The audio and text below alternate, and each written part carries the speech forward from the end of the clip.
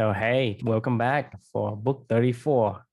Yes, we are pumped today. Today, if anybody is listening, mark the words. You don't know what's happening in the background right now, but today is a big day for Clubany. We will be kicking off a new idea and journey very soon. Drew knows what I'm talking about, but more details to come in the future. Right now, I'm super pumped and excited to talk about this today. But first things first. Let's do a book. Let me share my screen. So today's book is book number 34. It's a book that is called Thirst, a story of redemption, compassion, and a mission to bring clean water to the world by the author Scott Harrison. My reflection title, which I will get to, well, I'll do a quick recap of the book. So quick recap of the book itself, like what's it about? At 28 years old, Scott Harrison, he was a club promoter.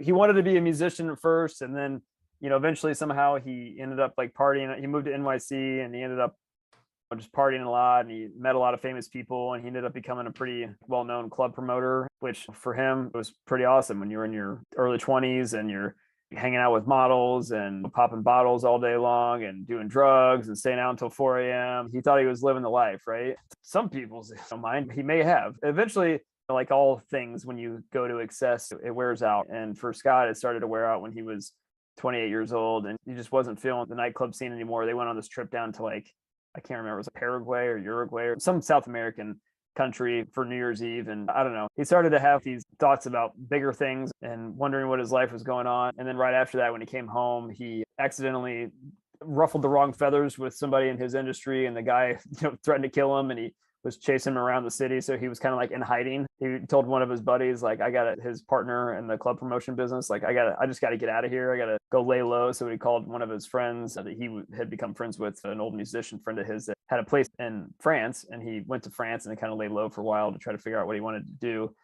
Eventually he just kind of had this epiphany of like, this isn't the life that I want to live. And I think he says in the book, I asked myself, like, what would you do if you could be the exact opposite of who you are right now? Like, what would that look like? Like who would I be? So that kickstarted him to volunteering to go in on these Mercy medical ships. I don't know if you've ever heard of those, the ones that travel around the world and go to different parts of Africa and help people with medical issues that have in remote areas. So he went there as like a photographer and like a kind of a social media kind of guy back in I think this is in the 90s or something like that, or maybe early 2000s. And that was what he did. So he took pictures and he shared them on website stuff. And as he did this, he started to learn a lot of these people's stories and started to learn where they were from. I started to learn more about Africa. Changed his life. He came back home from this after a couple of years of doing it, and he was like, I'm a different person and I have a different perspective. My paradigms have shifted, and he wanted to do something good with his life. So he wanted to start a charity just like he had been on, and he wanted to find where he could dedicate his life to. And he remembered back to some of the villages in Africa that he went to and learning about their water shortage issues and clean water crises that he had no idea of. And he saw this one guy putting in a well, and he thought, you know what, maybe I can help with bringing clean water to these places and building wells. So he started a charity called Charity Water, and he specifically focused on trying to bring clean water and building wells and things like that all over Africa. So he started raising money, used a lot of his club promotion connections and business to grow that audience and to grow the charity and to grow fundraising dollars to continue to do this. And throughout the rest of the book, he talks about, that meaningful work that he was doing and felt fulfilled and felt like he was doing good stuff and with his life and helping people. And toward the end of the book, he actually, that's kind of the book in general at a high level. So my reflection title is Don't Be Afraid of Work That Does Not End. And I'll explain to you what that means in relation to this book. So the day that I was listening to this on an audiobook, like I do a lot of my books, and it was a really hot summer afternoon last summer. I was out in the yard doing I have a huge yard and I have to do a lot of yard work and landscaping and stuff like that. So I was out in the yard for like 4 or 5 hours on a really hot, sunny summer day. It was 85 degrees. I was just pouring sweat. And I went to go up to my patio because I put like a little Gatorade squirter bottle up there, for some water whenever I got tired. And I was literally listening to this book as I was doing that.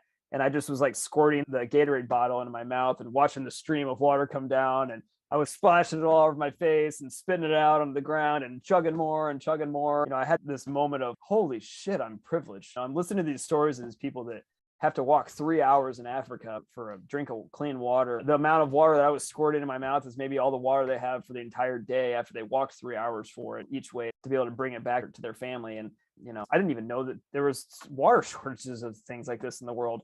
And for me personally, it was just eye-opening. And as I was having that paradigm shifting moment, I started to feel the story really hard. And eventually though, that was an eye-opening experience in the book. Also an eye-opening experience in the book was Scott Harrison's story, the founder of this, where he was living a completely different life. And then all of a sudden he went on this trip and found a mission and a purpose, and he felt fulfilled and a meaningful life. And that's something that I've been on a similar journey for the past couple of years with my daughter. She showed me my own meaning and purpose and work that I shouldn't be afraid of. And at the end of the day, this is all about, life's all about meaningful work, And at the end of the book, Scott said something that really stuck with me. It just really resonated hard with me. He said, do not be afraid of work that does not end. For me, that's meaningful work, right? I think we're so trained in our life to go from project to project or company to company, or what's your next career move, or going up a corporate ladder, or whatever it may be. And a lot of times we forget about the work. The work's important. Meaningful work is important, and meaningful relationships are important. And that stuff can be scary sometimes, but at the end of the day, like, if it's meaningful, don't be afraid of work that doesn't end, because there's a reason why it's meaningful to you, and there's a light at the end of the tunnel for it. So that's the reflection at a high level. Love to get your thoughts. Okay. So for me, I like to add a qualifier to the reflection title. For me, it's like, don't be afraid of work that does not end. Right. So to add to that is the work that you are excited about, the work that you are inspired to do, versus the work that does not end. For example, people, they sit in the cubicle for 40, 50 years. It doesn't end until they die. And so that's, to me, I don't want people to get the mistake of saying, well, I hate my job. I hate doing these things. It's just a lot of nonsense reason why I have to do this. Why do I have to write a report on why we shouldn't use this vendor versus another vendor? If you decide that you don't want to use the vendor, why do you need a report to say why you don't want to use a vendor? For example. And this is just nonsense work that will put you over the edge. Right. And yes, so good clarification. If the suckness of this, it's gonna be terrible. And and to me, it's like, don't be afraid of work that does end, because when you have meaningful work, like the question you're asking, are you running away or at your meaningful work? To me, that's an obvious question, and it's an obvious answer, just because you would never run away from meaningful work. No. Meaningful work is something that you enjoy so much that you will feel sad to see the day when it's ended. Yes. Like you in love for the first time, or you playing whatever game that's your favorite game, right? You don't want the game to end. You want to have the joy, the happiness, the fun of it. Right. And so if it's meaningful work, there's no reason why you're running away. If you have any hesitation as far as work is enjoyable or meaningful for you, it's not. Agreed. It's either say, yes, this is it, right? When you see it. To me, that's meaningful work. Every day, True, that you and I get to talk to each other and to go through our clubbing journey together, like, I'm excited. It's right, fun. exactly. Exhilarating. I am not afraid of doing this until we're 90. That's the reason. Meaningful work when you see it. And when you see it, it's so much enjoyable, because you want to have more time to doing it. You say, hey, let me live a little bit longer so I can continue to do it for more years, versus, hey, when does it end so that I can stop and not have to do it anymore? So that's a big difference. So for me, it's very obvious. There's no, but it's not. It's obvious now. It is hard. No. I'm saying like, if you have any doubt about whether some work is meaningful, it's not.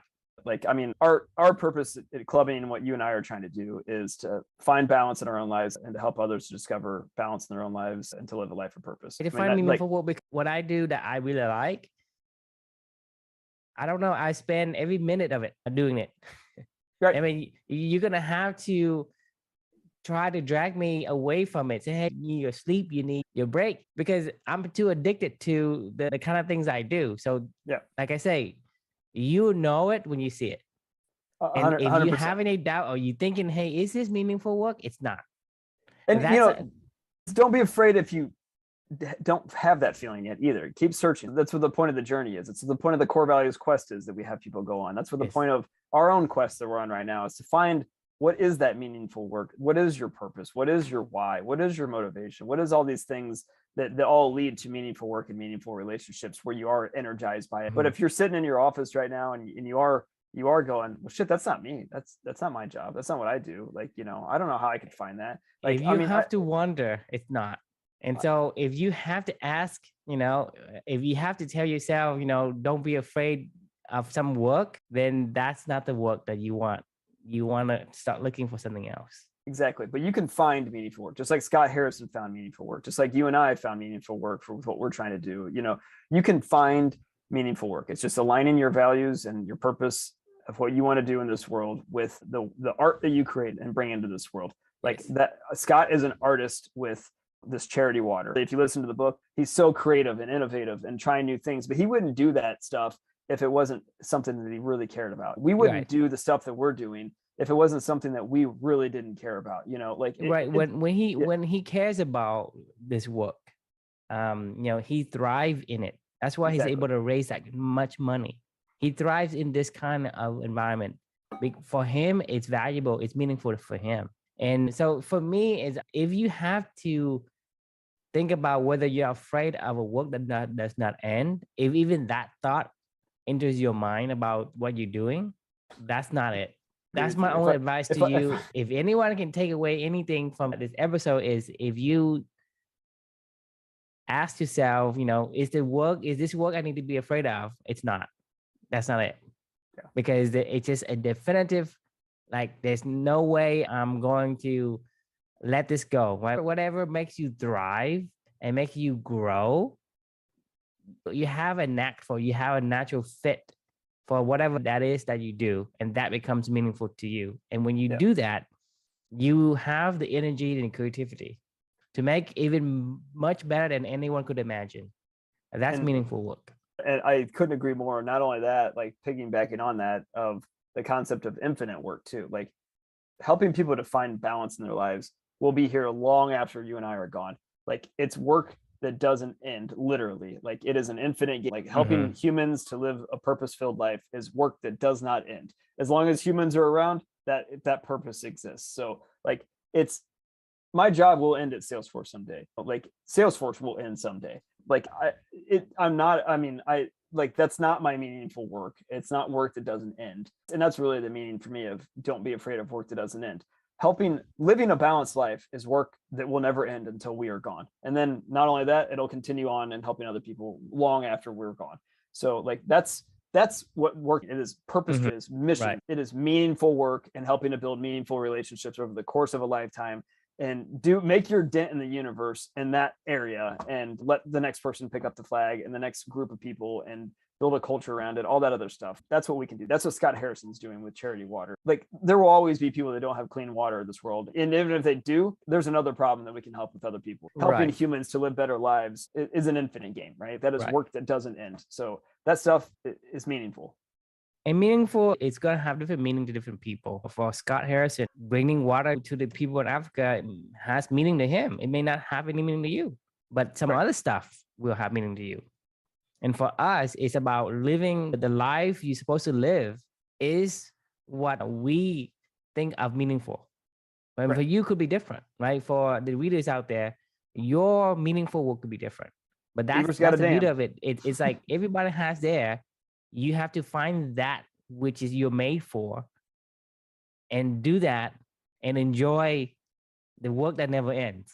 Exactly. Because you don't want it to end because it's so much fun. It's so fulfilling. Or whatever the word you want to use. I don't think there's enough word to properly describe what we're trying to say, but it kind of give you a hint in a way.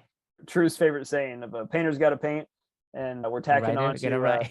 writer's got to write, and a beaver's got to, find your dam in your wood that you can work on for the rest of your life, and then pass it on to the next person to be like, okay, man, I'm out of here. Like, I don't want to leave, but I got to, Right. Yeah. Awesome. All right. Well, great conversation. And the question we can leave for everybody is, Are you running away or at your meaningful work? And I think Drew answered that question pretty well with, if you don't feel like you are, then you are. So, comment and, share your comments if you are working that, living that meaningful work life, and we'd love to connect and learn more. And if you're not, we're here to help as well. So let us know. Okay. Sounds good. We'll see you next time. See ya.